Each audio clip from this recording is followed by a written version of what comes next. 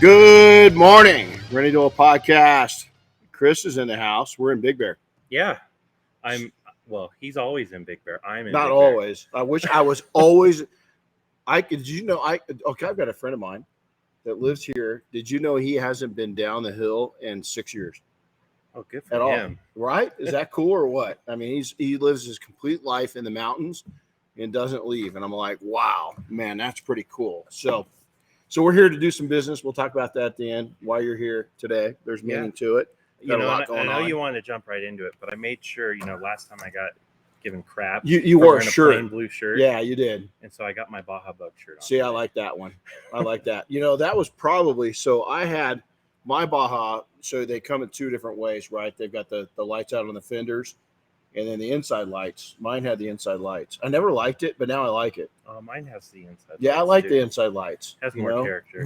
But back in the 80s when I had mine, it was the hip thing, all the Baja. They're building them with those lights outside and stuff. So, well, this is actually an old Tamiya RC car kit from like the 70s and 80s. Really? And I think they called it the Baja Scorcher, if I remember. Huh. I probably remember that, but I wanted mine to look like that, and it didn't. Yeah, mine doesn't look like that. It didn't.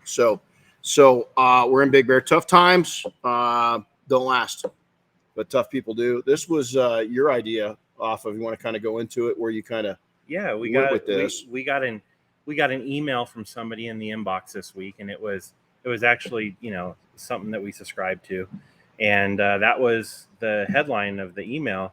And then I started, I thought, hey, that's kind of cool saying. So I started digging into it, and I don't have the notes in front of me, but there's a guy that wrote a book with that title. Yeah, a long time ago. I think the book's probably at least 30 years old. Well, I love this title because it doesn't matter if you're going into great times. We are going into great times. For those that kind of view things like this, and I'll share a little bit here in a second, is that everybody looks at the economic time. It's going to hit some people, right? It always does. It's a correction. Listen, we've gone a long time without it.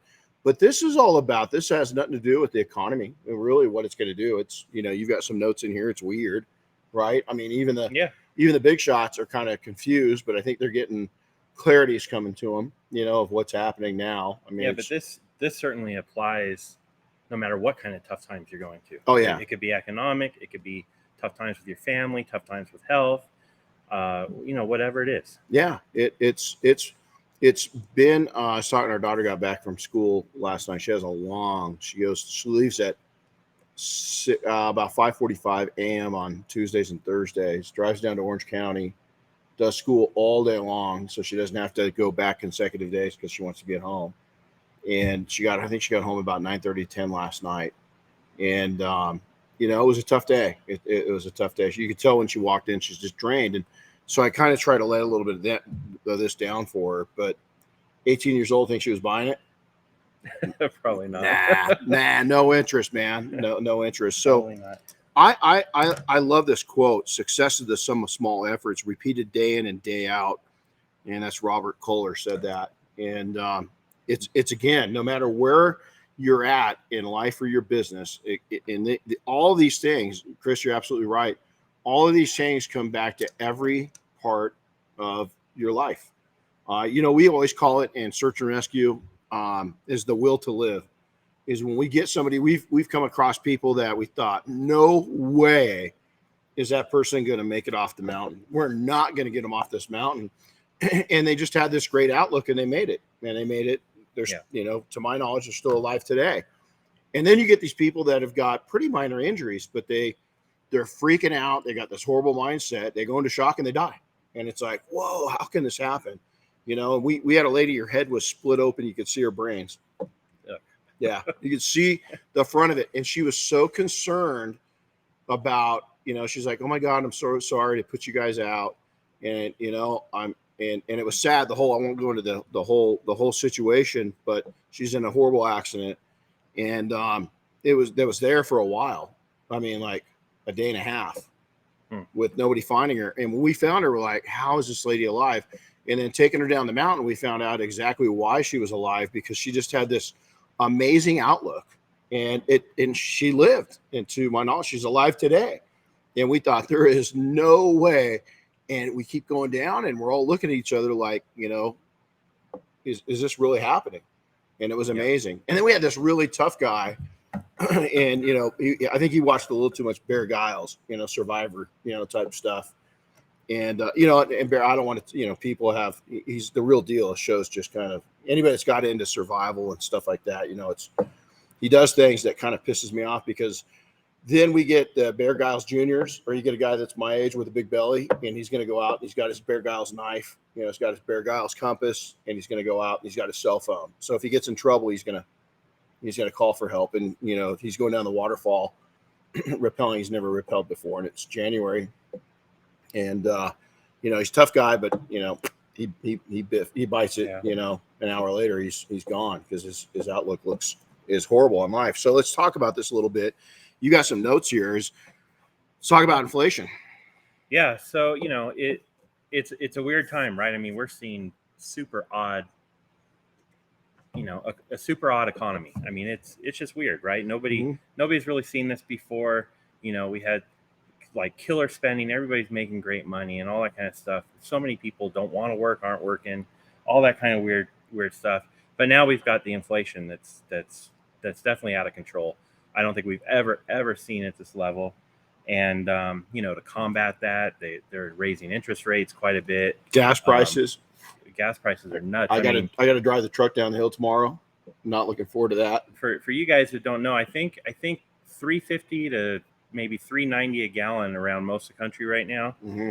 In California, here in LA area especially, we are paying around $6.50 a gallon. Oh, it's over that. Yep. We paid almost $7 for premium. Matter of fact, we paid over $7 a gallon for premium. That does not help inflation. It doesn't help people's spending habits. Nothing. No. It's all going to come to. I mean, it can only go so far. And then you look at so I walked in. I'm going to name them. Can I name them? The company. So look I'm wearing these shoes.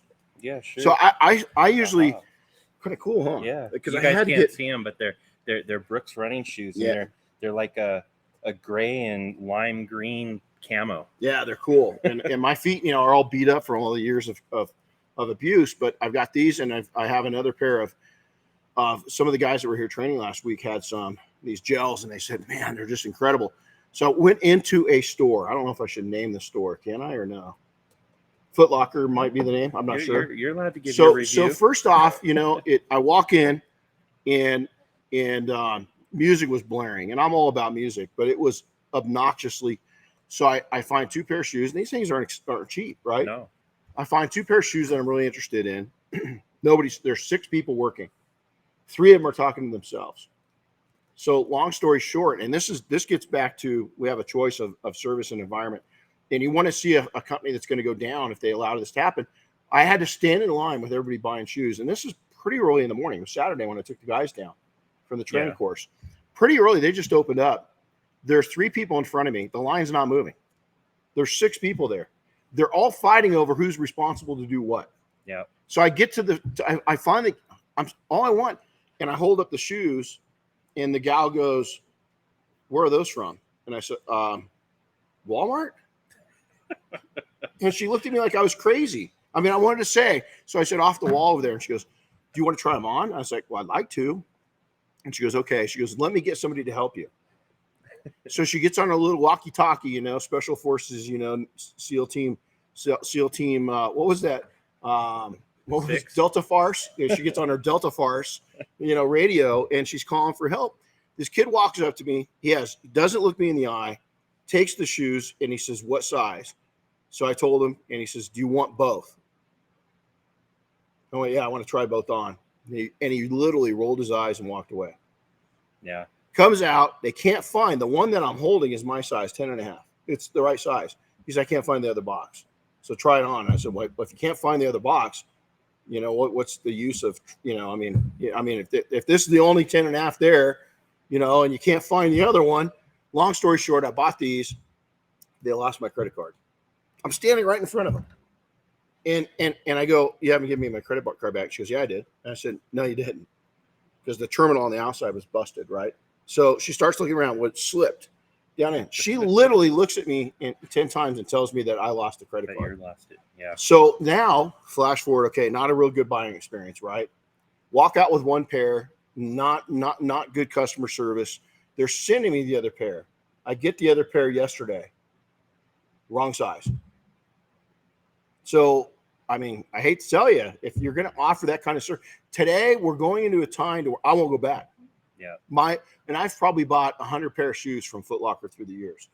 Won't go back. And they wonder why Amazon keeps kicking their butt. Won't go back. I might go in there and try them on and see if they fit, and then order them off online. Now by comparison, a company I use that I found through Amazon, I buy shoes through them. Unbelievable customer service, follow up, everything else. I mean, unbelievable. Yeah. You get a confirmation email before they ship. I mean, everything's just laid out. So let's jump into this. Is that I've witnessed multiple economic slowdowns in my life. I'm 56 years old at the time of the filming. Proud 56, by the way. I like being 50 in my 50s. I've witnessed it, man. I've seen a lot. I remember the first. I mean, we didn't have I remember when back in the 70s, my mom and grandma are going to sell our house in Colton, and we're going to move here to Big Bear because I wanted to live in the mountains, something fierce. And we couldn't. You know why we couldn't? We could sell the house, but you know why we couldn't move here? Because you can buy one here. Interest rates. Yeah. Interest rates were like 18%. It was crazy, and we were on welfare. You had to qualify, but at the time, Big Bear was probably pretty much a Section 8 town. A lot of poor people up here. The county would move them up here because it was really cheap to live, and so there was an enticement to move up here. They had a distribution location for our powdered milk that I so much love. I still get a gag reflex when I even think about it. Matter of fact, I don't know if I can drink my coffee now because I just thought about the powdered milk. But so the 80s, I remember that crisis hitting. I was a kid, but I remember that being talk. And I was like, I don't know what it means. Now I do. Could you imagine? Okay, take your house right now, take your payment at 3%, 4%, 2%, whatever you're at, and put it at 15%. It's not the price of the house. It's that interest rate that's going to kill you. The cost of the money. That's the cost of the money. So I lived through that. I lived through a 90s slowdown. We had a housing slowdown again. About every 5 years, it would hit us. Then in the 90s again, we had a tech bubble that hit. And so the tech bubble, do you remember that? You were probably coming out of high school? I remember it. What year did you graduate from high school? 94. Jesus, yeah. So you're out of high school. You're in college. So the tech bubble, but see, when you're that age, you really don't pay attention to things, right? I mean, because it doesn't affect you unless it affects your family, right? And so the tech bubble hit. And then 9/11 hits. Now, 9/11, why it was critical for us is because we're in an area, we had just launched another business in another industry. Literally months before that happened, we spent a lot of money, $200,000 launching this business. And it was all centric around aircraft. It was all around New Yorkers, San Francisco, Seattle, Southern California, people coming in to the area, and private jet, it shut down. Then we had National Guard all around our airport for a year. I mean, it really stagnated. But this is really what's cool is a very, very wealthy individual that we kind of set our company around, his company, Herb Allen & Company, is they reached out to us. They prepaid. And I've told this story before. They loved our business so much. They gifted us. They gave us $50,000. $25,000 was a credit. $25,000 was a get through the tough times. Did I take it? Did the poor me at that point in my life? I was in my early 30s. I had realized that when people offered a gift like that is because they saw value. I didn't see it as a handout. I saw it because, and you know what they did, man? They used our company. We sold that company 5 years later, and it was an amazing time. And though if Herb Allen's, I don't think he did it himself. I think that his staff recognized it, that we're the only executive transportation company ever up there. The only one. And they saw value in it. So we see all these slowdowns, and then 08, right? Now, 08, where's 08 critical? And I'm going to get to this. Stay tuned because I know it's kind of boring right now. Is 08 hits, we had just sold, and I'd gotten out of running the detail shops in 2007. And so you want to know survival, let's talk. Yeah, you were in a weird transition, right? Oh man, we were, we still had a big staff, but I had kind of taken myself out. We'd spent a lot of money getting the training going. We'd leased, it was unbelievable. Everything that went down.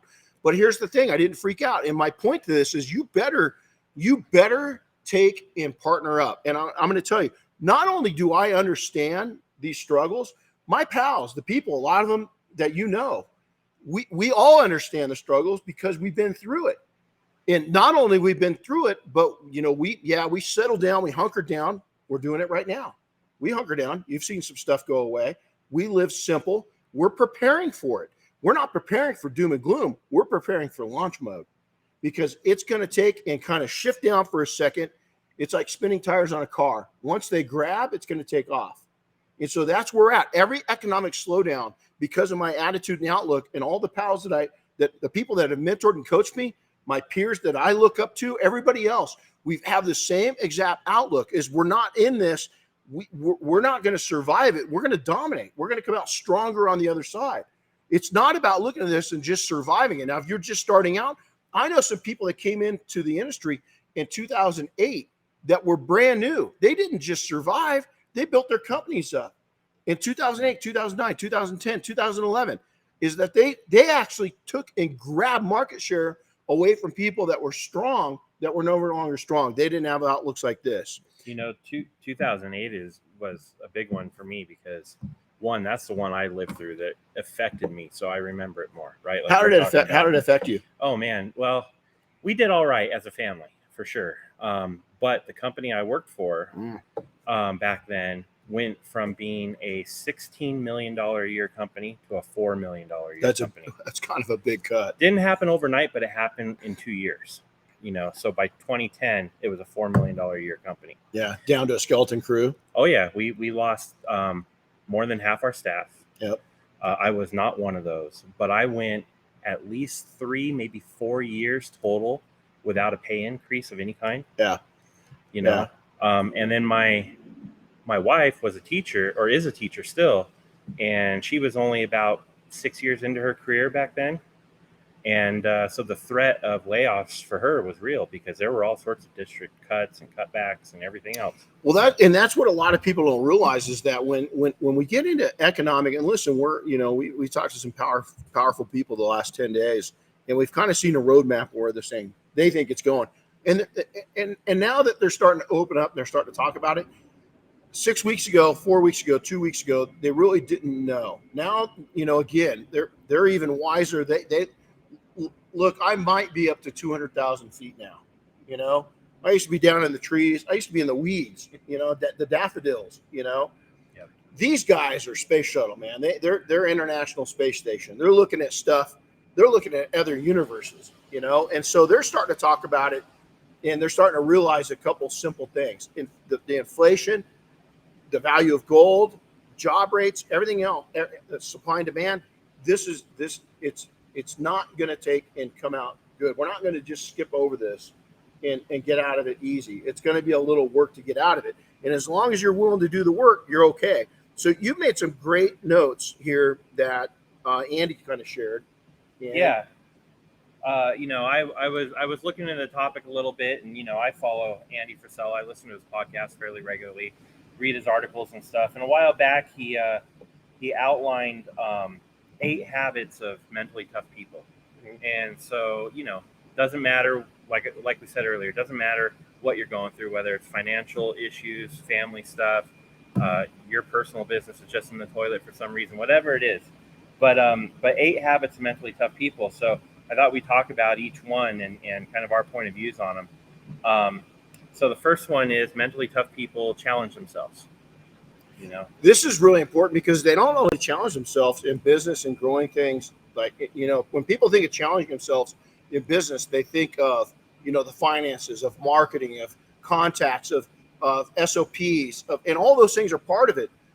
But challenging yourself comes in your personal life too.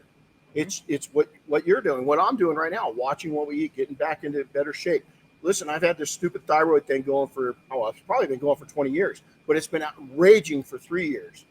I can sit here and boo-hoo, or I've tried everything under under the planet to change it is my horse. I'm jumping on at 56 years old, hadn't ridden in 30 years. I'm learning something new. The things that challenge yourself is not just the business side of things. It's everything around. It's challenging yourself. Andy's big into it, of reading every single day, of studying. But I love this thing is do things that require significant effort. Listen, if anytime, I don't care if the economy's at a peak, like we've seen it. I've never seen anything like we've seen what since COVID. I mean, look at the restaurants. Is the people that survived are you can't get into a good restaurant. It is packed. Prices in the best restaurants have not lowered their quality. They've raised their prices and kept their quality at that or improved it even in their experience. Is that they've improved their experience. All those things take a significant. We talked about it. A heart of service, having a heart for things that requires significant effort. Hiring the right people, it requires a significant effort. It's surviving, taking and making it through. Maybe you're brand new. Maybe you're young. You're 20 years old. Maybe you're 50 years old. And you just gave up your career, or you're a young person, you just gave up your job and you went into business full time. It's okay. Be willing to go back and make this your side gig just for a little while. Just get through it any way you can. Survive this, because those efforts, those significant efforts are going to pay off in connection with people and building people's trust up. It takes time. And it sounds crazy. It's really not hard work. It's just being honest with yourself. I like that. And then right with that is developing the new skills. Yep. I mean, maybe you're kind of shy.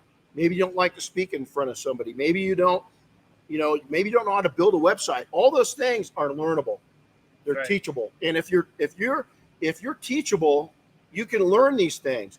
I always tell people our middle daughter got a full ride Air Force scholarship. And I think a big reason myself, I don't know if she'd agree or not, but Toastmasters, she learned to speak. She jumped into that in high school, and I remember going to the finals down in Palm Springs, California for the state finals, and she was so upset because I think she took top 3. She didn't take the top position, but every other kid up there came up there with notes, and she didn't know notes were allowed, so she went out and ad-libbed her whole thing without notes. So who really won? Does that make sense? In my eyes, she won. But is those new skill sets? If you need to learn it, there's somebody or an organization that will teach it. Well, and think about this. None of you guys were born detailers. You guys all learned that skill, whether you went out and got training, or whether you turned on YouTube, or just learned mom and dad's car when you're a kid. That's right. But you taught yourself, or you stepped up and got educated. Hey, let's go back even further than that. The first second that doctor pulled you out, slapped you on the ass, and you started breathing. That was the first time. Yep. That was you start. I mean, they slapped you and got you breathing, and you'd never breathed before. But you're learning as you go. Everything in life is about learning as you go, and developing new skill sets is absolutely critical. Here's the thing: is what you learn during tough times will take and propel you through the good times. Is that you're just going to gobble up good market share. And the next one's really important. Number 3 is be self-reliant. And so, what this means is, none of us are going to do this solo. You're going to need help. You're going to need people to back you up. And we say self-employed, but in self-made, but are you really self-employed? Are you really self-made? Is the answer to that, and maybe I didn't feel this way 20 years ago, but the answer to that is no and no. Is that we have so many people lifting us and pushing us, and at least the smart people do, is that you got so many people you're learning off, even if it's silent learning, if you're just observing. And I've done so much of that during my career, my life, still do it. We had such an amazing group here we've had just amazing groups this whole year. Really, my whole life has been around amazing people. But my takeaways from people, I end the week and I've got notes from people that are here to learn. I'm learning from them. As much as we're dishing out, is that I have 10 takeaways every single time we put a training on that is, I won't call it life-changing, but it's an impact. Those items make an impact. Yep. Next one, number 2. So mentally tough people focus on what they can control. Pretty much you don't focus on the things that are out of your control. Your mind. First off, you got total control. Nobody else does. Is that, last night I didn't sleep super. I had a lot of stuff on my mind. That's me. Finally, I just said, come on, really? Why is this even on your mind? I went to sleep. So what you allow in your mind or what you don't put in your mind, that's the first thing you got to control. The other thing is when times get a little tough is your fear, is your anxiety. Is just take a deep breath. It's going to be okay. This isn't life or death. It's life or death of your income. But if you're willing to go hustle it and find a side gig, maybe make this your side gig, there's reality. Is I've got 2 people I'm thinking of right now that launched in 2008. Oh man, I'm thinking to myself, God, these guys are this is going to be tough. And you know what they did is they didn't get rid of their day job. They kept their day jobs and they kept building up, and they built a foundation. And I think it was in 2010, not even 2 years later, they gave up their day jobs and went full time into business. And they were patient, and they allowed others to help build them. They got referrals. They did all the right things, and they made all the right efforts, and it really paid off. Is that your actions, your personal development, what you do to build yourself up? You can't just go into business, put a sign out in the old field of dreams, build it and they'll come. It ain't going to happen. Is you're going to have to get out there and you're going to have to educate people. You're going to have to become sharp at marketing. If you don't know marketing, you have to take some class. There's so many cool marketing courses out there now. It's funny because through the last 4 years, I've gone through a lot of training. I went through a lot of military and search and rescue training this year, school, and I was back in school. We didn't have any of those classes over COVID, or they are limited. We had them, but they're super limited. And I didn't want to sit in there with 8 people, 20 feet apart with mask on, a gas mask and rubber gloves and everything else. So I kind of delayed that. But, this is the first time I haven't physically been back to a junior college or university, I think my whole life. This is the longest span I've had without going back to school. And at this point is there's so many great marketing classes. I took code classes back in 06, 07 to learn code because we were building websites. We couldn't find good website builders at the time. And we had friends of ours that I picked their brain, Jody and Rod up in Idaho. I'd pick their brain, but I knew I had to do this on my own. It was a big website and I just had to learn it. So I started taking code classes. I found a platform that really didn't need code, but you did every once in a while. And I built a website, and it was a very functional, high producing website. And so it was a new skill set. Cool. Next one. What do you call it? They learn from their failures. That's a big one. Yeah. Because I'll tell you if you look at all the things that we miss on, there's a lot more misses than there are hits. Mm-hmm. Is that I'm willing to go out there. I don't look at those as failures. I look at every opportunity. Even when if we get a situation to where we can learn from it in business, and we go out and we miss a target completely, is that we look at it afterwards. We do an after action report. We do a debrief on it. We look at it. We try to grow from it.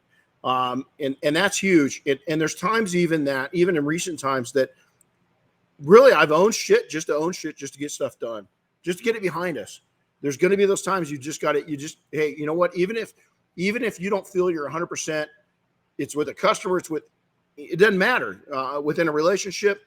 If you can be the bigger person and take out from it and end any kind of drama that starts pushing you ahead again instead of stalls you out, just own that shit. Don't stop trying to make a point.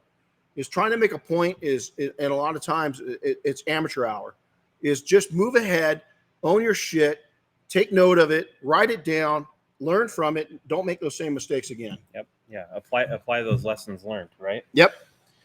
The next thing that mentally tough people do is they keep their promises.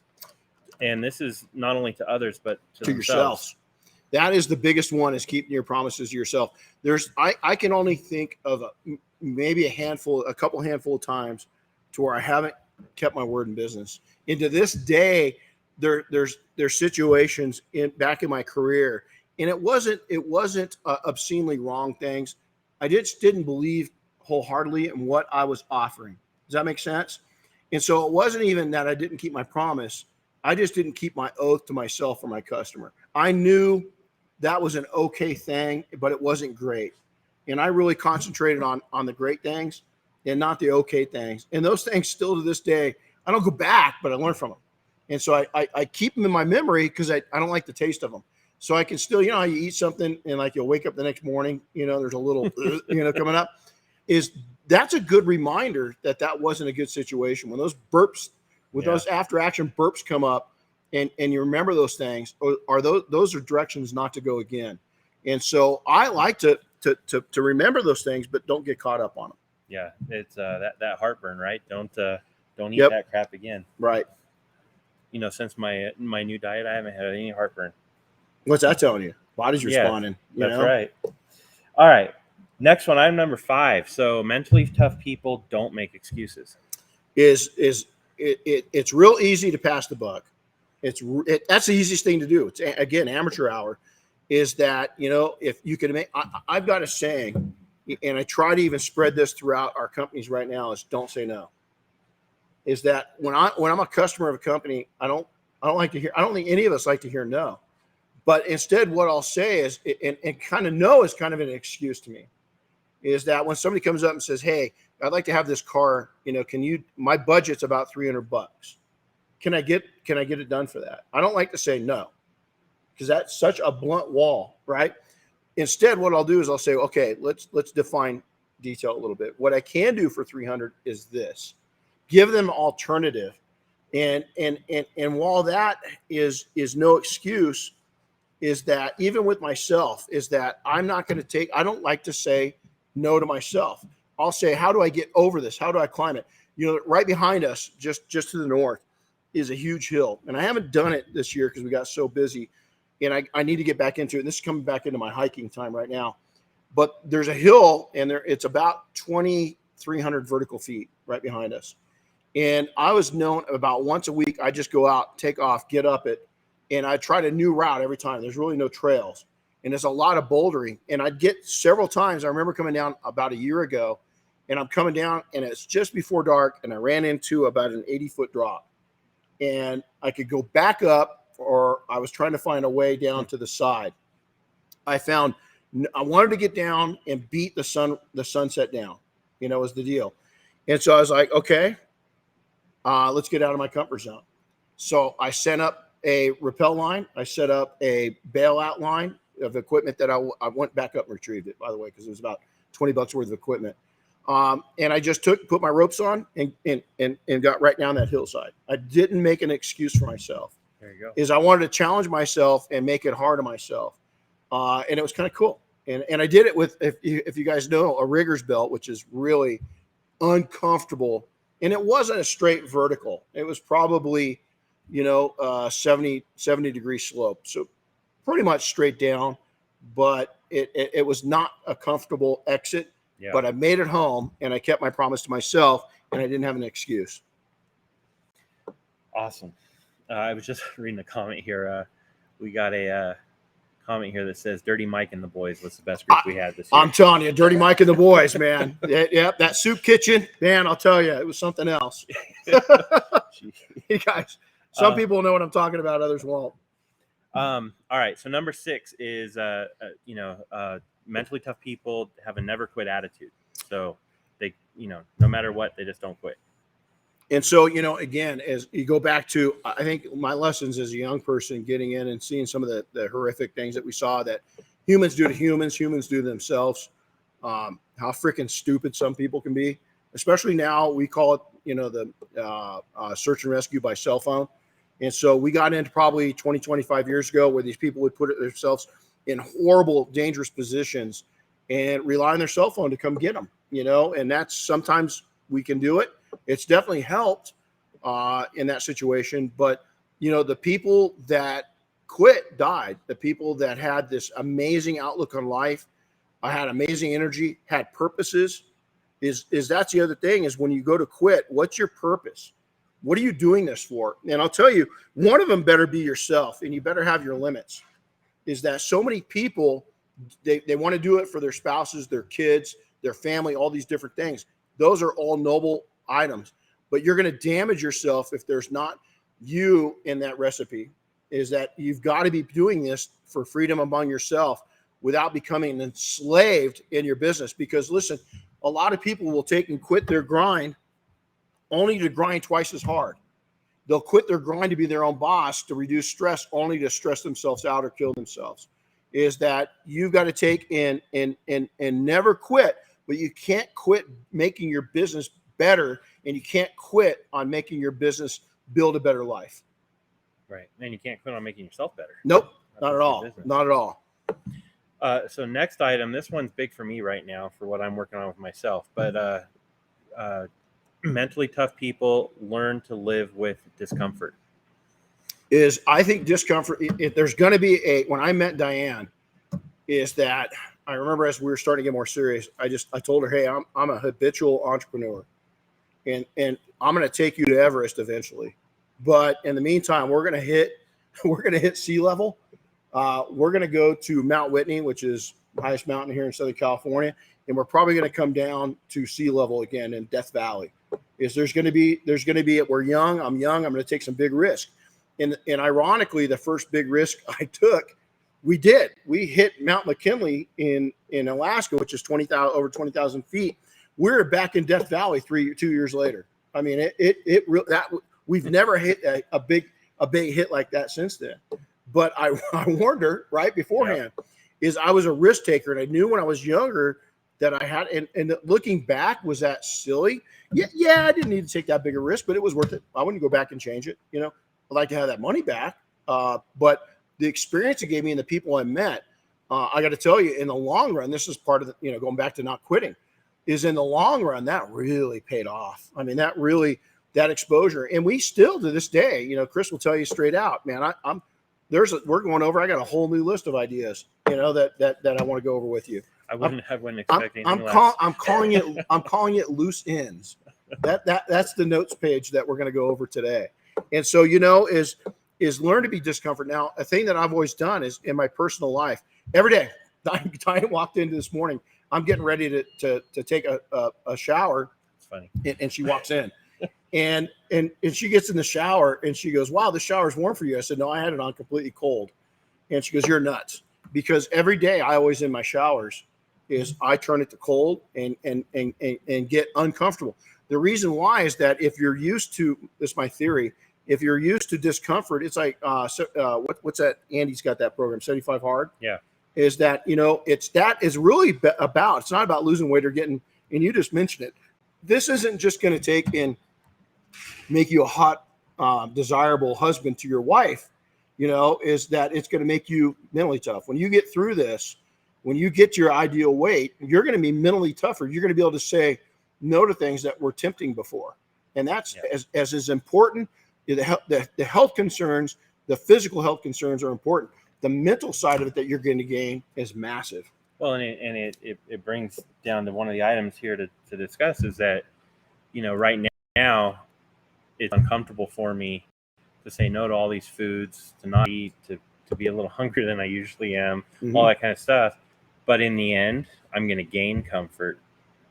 Oh yeah, on the backside. Absolutely. Right. So discomfort's going to lead to comfort. And and who knows what you're doing for the lifespan of with your family and yourself, the gift that you're giving yourself. We're watching a series. I love to have, when I was working on, just adding, you did most of the notes on this one. Did a great job, by the way. But when I was going through it last night, just adding little tidbits to it, we're watching a series called Alone. Have you ever watched it? Mm-hmm. It's really fascinating. It's a survival show. And they put these 10 individuals out in these pretty gnarly positions out by themselves. They're alone in the wilderness. And this one, they're out they call it Grizzly Island up in Canada. And they're at this lake and they're by themselves. And there's grizzly bears. As a matter of fact, it's migration time where these bears are coming into the lake to get salmon. And the salmon, there was a huge landslide and there's no salmon this year. So the bears are hungry and they're looking at these guys like, you could be a good little snack, and it's funny because the discomfort, you've got some serious survivalists. And I love watching it because a lot of them, the hardcore is that one of the guys on the series we're watching, I mean, it's literally the first series, was military, and he made a great observation. He says, the reason why I just tapped out was that when I was in the military, it wasn't an option. You had to stay there. This was too easy. I have too many important things. I've got my kids and my wife at home, and it wasn't mandated that I stay here and abuse my body and my mind. There was an exit out. And in the beginning of your business, you've also got to limit yourself. I see people that go at it. And there's a reason why so many businesses fail in the first 10 years is that they make it through year 5 because they're overworking this thing. Is that they're basically enslaved by their business. And I say that with all respect because I've been there.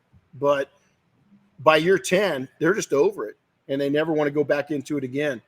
And so while it's cool to watch people build a business up, is when I watch people build a business and they're enslaved, not impressive. Is that you have got to have a business that is enslaved to you, not that you're enslaved to it. It's got to take and build up your life. You don't need to be its life. If you're the entire breathing mechanism for that company and you can't ever turn it off, is that you're going to be either you're a soloist and you have no life, and I hope you get to the end and you're happy, but I doubt it. I think you're going to be pretty miserable. Yep. All right, last one, number 8, is dream big, and that's so tough people dream big. They don't just settle for mediocre dreams. I'm going to add one to it because this is something you dream constantly. Is that not knowing? I heard this with Andy and what's his partner's name? Ed Milet. Yeah, Ed. Is that one of the things that I really love is I watch real estate all over the country and even some different spots in the world that are I just love it. I watch and I love watching what's going on right now. It's just really cool. Is you can see the markets that really blew up that don't have any industry behind. There's so much you can learn. I also watch the car industry. Bring a Trailer, a couple other ones. The other auction that you got me hooked on, Cars and Bids. Yeah, Cars and Bids. There's other ones, and so I really watch those. Well, Andy and Ed were talking months and months ago, and they send each other properties all the time. And we both listened to a private thing they did where Ed was talking about he bought a $20 million house sight unseen. Mm-hmm. Did you hear that? And so it's really cool to see the habits of wealthy people, and then not even knowing it, is that on a minuscule level. I know you watch the real estate business in your local area, but also in Idaho, yep. And so forth, is that you've got to feed your mind. So I've got background noise. I'm usually reading something, but real estate to me is real entertaining, and it's a part of our bigger picture. The biggest thing that I struggled with is coming from my background. I think anybody's background, it really doesn't matter, is that I really had a problem thinking I deserved those big dreams. When Ed said that I bought a $20 million house, sight unseen, is 10, 15 years ago, is that I wouldn't even thought about that. Now I think about what's holding me back from doing the same thing. Does that make sense? $20 million. $20 million. No. It's It's about $18 million. So about 17 million is holding me back. About 17 million. But my point to that is that if you keep yourself in a $500,000 house in your mind, you're going to stay in that $500,000 house your whole life. Nothing wrong with it if that's your goal. Listen, and here's the other bullshit thing, is that don't let other people, influencers, especially in social media, guys like gurus and everything else. I love Tony Robbins had a thing on that he said that he's not your guru, and that's so true. Is don't make other people your guru, make yourself your guru. And just because Ed Myatt's going out and buying a $20 million house, that doesn't mean that's your reality. It doesn't mean that you can't do it. Maybe you don't want to do it. I have no interest in going and buying a $20 million home. None. That's a lot of upkeep. That's a lot of and that's how I look at it. Is that and here's the thing: is I've got other plans for my life that could I go out and make something like that happen? Absolutely. Do I want to? No. I'm at the stage, even when I was younger, I was too busy skiing. I wanted to take and build a life with a small business that could afford to give me the life. What did I want to do? Be in the outdoors. I wanted to ski. I'm talking when I was really young. That's continued. I lost it for a little bit, but I got my ski pass for this year up on the desk. Just got it in the mail yesterday. I can't wait. Hopefully you get some snow. Oh yeah, exactly. Well, we almost got some last night. We had a hard freeze last night. And so, is my biggest challenge has been to allow myself to dream a little bigger, is not to box myself in. And I think a lot of people listening probably got that same outlook, especially for those of us that are blue collar, is there's no reason you got to box yourself into that. The other thing is if you're young, stop comparing yourself to people 20 years older than you. And also there's no reason for you to wait. Is that you can do anything you want at any age you want. Doesn't matter. Yeah. It doesn't matter. But I'm going to tell you right now, hang around with smart people, be the dumbest person at the table, allow yourself to think, be realistic, but hit huge there's goals I don't share with anybody. They're in my mind, but I share them with a few or a couple, not even a few, a couple people, that are my big goals. I think that's really important too, that you share that. Yep. One of the notes I have down here is that, when you pursue big dreams, it means that you have to have big actions to get there. Right. So that's part of what's making, building that mental toughness. Absolutely. So.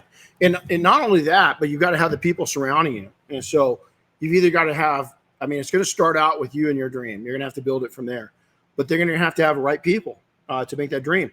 And then you got to know that team's going to maybe grow. How big do you want that team? Is that we don't spread out, this way.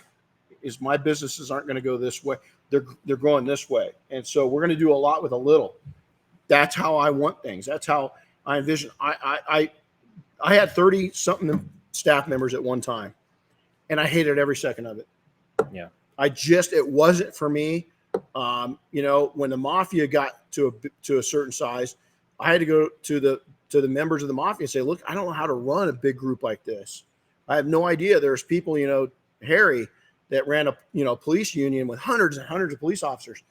He knew how to run it, and so he took off with it. And the reason why is I just didn't know how to do it, and he did. And so that realization, that doesn't mean that you weren't still a big part of your organization. It just means that you were being truthful with yourself of what your abilities were or are. Yep. And so the one thing that I've learned through all of this, and we'll go out of here, is that it's when we come into tough times, and tough times, again, economic, or you're growing your business, maybe competition comes in and kind of turns up the heat a little bit, is the one thing I've always learned is to dominate, is that you've got to dominate the conversations in your market. You've got to dominate. You're going to have to do things you don't want to do. You're going to have to dominate on the social media, but not just by putting useless posts up, but by educating, by having empathy, by having connections, by making people laugh. I love when a company has a little bit of humor, and especially a company that I'm a fan of. Again, a prime example of this is you look at Chick-fil-A and their billboards with, the cows, Eat more chicken. Yeah. Yeah. And so you look at that, how creative was that? And I remember getting a real chuckle out of it when those first came out. There's all kinds of illustrations. There's one I love to share with, I think it was Maserati, had an ad in Cigar Aficionado that had this beautiful woman, the silhouette, she's in lingerie. And you've heard this one before. And it says, come on, you're not her first, but does it really matter? Yeah. And it was for pre-owned cars. Yeah. It was, Maserati pre-certified used car or certified used cars. And I thought, oh my God, strong message, right? But it made me laugh. And that was probably a decade ago. And I still think of that ad to today. And so when you think about all those different factors, is that when we're in a time like we are right now, or any time, it's no time to coward. You can't go into hiding. Is that going into hiding and putting your head in the sand is only going to make everything absolutely 100 times worse. 100 times worse. It's no blame game. Is that You own this. It's 100% you. Nobody else did it. Your staff didn't do it. A wicked partner didn't do it. A spouse didn't do it. If you're screwing up, it's you. And get over that right now. Just address it and go with it. You have one goal: thrive. That's it. There's one goal. You've got to thrive. If it takes a part-time gig, good. If it takes turning your full-time gig into a part-time and go and find something full-time until the whatever you're going through passes, good. Go do it. Survive. At all costs, survive. You've got to get through it, because on the backside, you got to remember, there's a lot of talkers in all the industries right now. I don't care what you look at. Foot Locker. I talked about my horrible experience I had at Foot Locker. Is that I can't imagine they're gaining market share right now. And listen, they can't afford for people to walk in and walk out like I just did. Is that it had been a while since I've been in there, because my last experience wasn't great. This one was downright horrible. And so you've got to look at this, is that as we as consumers we have a higher expectation. You've got to be meeting, or really ideally, you've got to go over the top of that expectation, period. It doesn't do that. You just mentioned something. Can't afford to have people walk out their door. Nobody really can. Once you start thinking that way, that, you don't need that guy, it's dangerous. Now, with that being said, there's people you don't want your business, right? Yeah. There's people that surround you just don't want there. But you don't want people leaving because of exact what I walked into, is that just an absolute horrible culture. It was just now it might be, maybe here's the other factor is that their audience is the 20-something crowd. Maybe I'm not their audience anymore. That could be it. But I'll tell you what, I couldn't imagine owning a business where I'm spending that kind of, what audience has the money? Now, yeah, the 20-something crowd, 30-something crowd might be putting out the $150, $200 shoes, $300 shoes. Maybe that's the case. But to me, is that when you alienate and treat a person that's spending money like that, that's a bad thing. It's a real bad thing. And then lastly is surround yourself with the entirely the right people. I knew that I had great friends my whole life. I've had just absolutely fantastic friends, and some of my childhood friends are still really close friends. But there was in that mix my entire life has been some poisonous people, and you've got to take and be able to recognize that. And that's something I haven't been really, really good at. You're warned, your own warning signs, the little lights in your brain go off, kind of warning you about people, is that you've got to be able to surround yourself with people that have been through shit that you just haven't witnessed yet, and get smart through them. And that's probably the best thing that I've ever, even to today, is that I rely on people. Is that I've had, I would say, in the last 10 days, I've spoke with 3 of the 4 most influential. No, that's not right. 3 of the 6. Half of the people that helped build me into the person and entrepreneur I am, I've spoke to in the last 10 days. I've gone back to them because I wanted to see what they're thinking, because I've lived through a lot. They've lived and witnessed a lot more, and they're a lot wiser than I am. So with that, tomorrow we're down at detailing.com. Yeah, you are. Yeah, I am. You and Kyle Clark from PNS are going to be down there. Yep. So we're going to be doing an event. So if you want to go to that, check out their website. It is a slightly pay-to-play event on coatings. Kind of a new topic. We're going to go over and talk about how to fix coatings, and what to do to kind of maintain coatings, and when you get high spots, or if you want to polish out, or if you want to compound a coating, what the options are. So we're going to be there. SEMA's right. How many people will we have for our party Wednesday night at SEMA? When I last checked yesterday, 499. Wow. So almost 500 people. Yeah, right? Yeah, I'm sure it's over that. So it's going to be, for those that are going to SEMA, is we have our annual get together on Wednesday evening. It's an amazing event. We've got some great people that are helping us to put this on. We make it free of charge. You do have to RSVP, but we're going to do some about 6 giveaways with combined packages. Some of them are worth a lot of money. Some of these gift packages that we're going to be giving away. SEMA's right there. So it's going to be the first week of November. We're there. There's so many things going on, so many cool things going on. The Mafia's got our main event that Saturday. Yeah, we do a private education event that Saturday, so everybody stays in town an extra day longer. We've got a guest speaker coming in. He's an expert on customer service. Yeah, relationship Velcro. Love that. When Mike says that, I just in his book, I'm going through the third read right now, and I'm putting all my notes back in there. So we've got him. Mike's going to do a work class, and then believe it or not, I mean, at a wink of an eye, we're going to be at Mobile Tech. I mean, it's not that far out. It's not that far. It really isn't. And already working on it. Boy, I'll tell you, yeah, it's unreal. So, hey, everybody, if you enjoyed this, make sure to hit like, subscribe, share it. And again, we love your comments. So you can send me a personal email, Renny, RENNY, @detailingsuccess.com. Chris, any exiting words on this? No, I don't think so. I think we covered it pretty good. It seemed to go well. It does. And it was a great subject. And again, is that, don't freak out, man. I mean, these setbacks in the economy are actually opportunities. And so people are, I'll be talking to people and they'll kind of look around and they'll say, hey, man, how hard do you think it's going to hit? Oh, shit, nobody knows, they really don't. And honestly, I mean, it's the old adage. It's not about what you make. It's about what you spend. Just get your spending under control. Remember who you are, balance everything out. Don't go crazy. Live within your means and you'll be fine, and just be dedicated to making it happen. So we want to thank everybody, P&S again, Team Double Black. They make this possible. All of our supporters, so many people in the industry. So, hey, did you see, I got a couple new pieces up there, that old Chevy. Yeah. Is that cool? And a few antiques. We do. And then George Washington is one of my heroes. I think I've done a lot of studying on him. So I found that bank. I'm not sure what it's on. I got to see if I can find it. I think it's probably from the 50s or 60s. There you go. George Washington bank. Yeah. So I think it's pretty old, but I'll have to take and see if I can find it somewhere and see how old it is. But we want to thank everybody. Make sure we'll be back next week. And then stay tuned. Go in and RSVP. Go over to Detailing Success. Where's the RSVP for the party? You can find it on Detailing Success Instagram. Just go to the link in bio. There's also an event page on the Detailing Success Facebook page. So it should be pretty easy to find. Cool.